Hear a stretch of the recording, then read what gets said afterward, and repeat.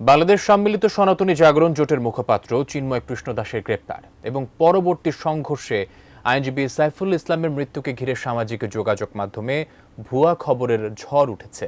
এই গুজবের প্রভাব কেবল সামাজিক যোগাযোগ মাধ্যমে সীমাবদ্ধ ছিল না, ভারতীয় কিছু গণমাধ্যম এবং আন্তর্জাতিক গণমাধ্যমেও এই বিষয়ে ভুয়া তথ্য প্রচারের প্রমাণ পাওয়া যায়। বিস্তারিত ডেস্ক রিপোর্টে।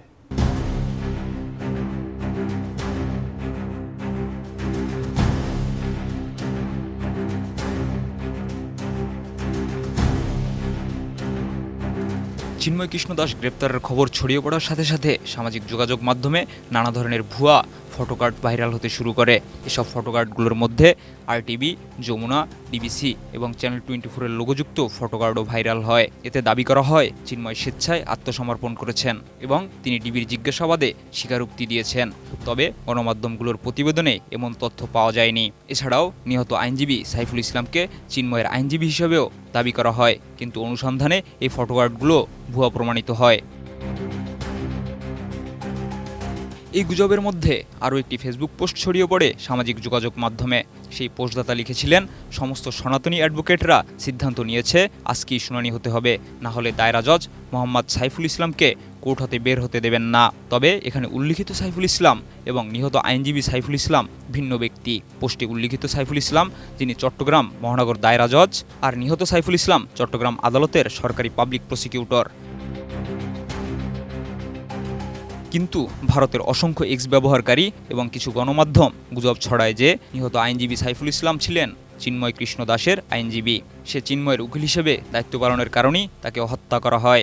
রয়টার্সের মতো আন্তর্জাতিক সংবাদ সংস্থাও চট্টগ্রাম পুলিশের কর্মকর্তা লিয়াকত আলীর বরাত দিয়ে এ দাবি উল্লেখ করে একটি প্রতিবেদন প্রকাশ করে। তবে এই দাবি সম্পূর্ণ ভিত্তিহীন, কারণ চিন্ময় কৃষ্ণ দাসের আইনজীবী হলেন শুভাশিস শর্মা। এ তথ্য চিফ মেট্রোপলিটন ম্যাজিস্ট্রেট আদালতে চিন্ময় কৃষ্ণ দাসের ওকালতনামায় রয়েছে।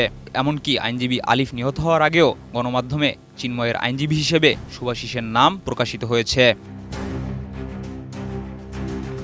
তাছাড়া আইনজীবী সাইফুল ইসলাম আলিফের হত্যাকাণ্ড নিয়েও নানা গুজব ছড়াতে শুরু করে সামাজিক মাধ্যমে। এ ঘটনায় হিন্দু ধর্মাবলম্বীদের প্রাণহানির দাবিও ওঠে এবং সামাজিক মাধ্যমে বিভিন্ন পোস্টে নিহতদের নিয়ে বিভিন্ন সংখ্যাও দাবি করা হয়। তবে নির্ভরযোগ্য সূত্র থেকে পাওয়া তথ্য অনুযায়ী সাইফুল ইসলাম ছাড়া এ সংঘর্ষে আর কোনো মৃত্যুর প্রমাণ পাওয়া যায়নি।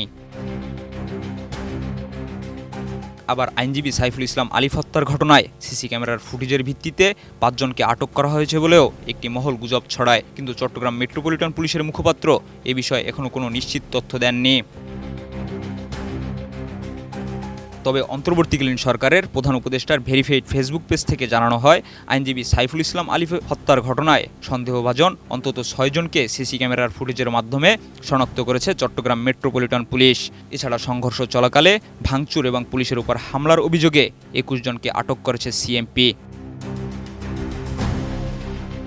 Desk report, ATN news.